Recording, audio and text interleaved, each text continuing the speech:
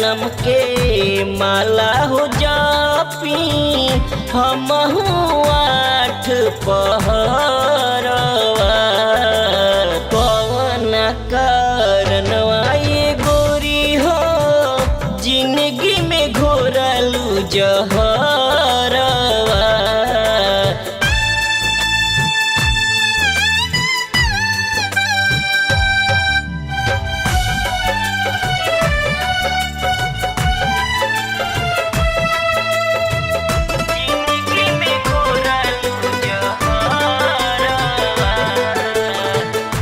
रतिया के नींद लुटलू दिन के चैनवा याद तोहर करके लुर बहावेला नैनवा।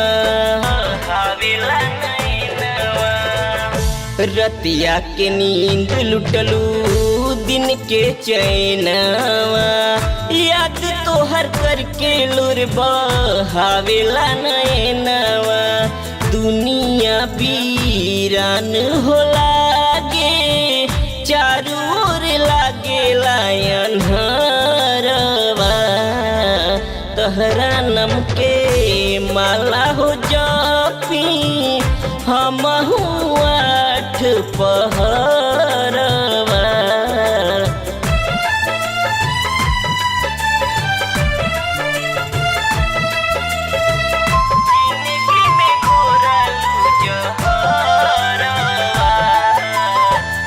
जियता नीलाश बन के तोहरो हो आस में भूल जाया दर्श कब अइहे न पास में।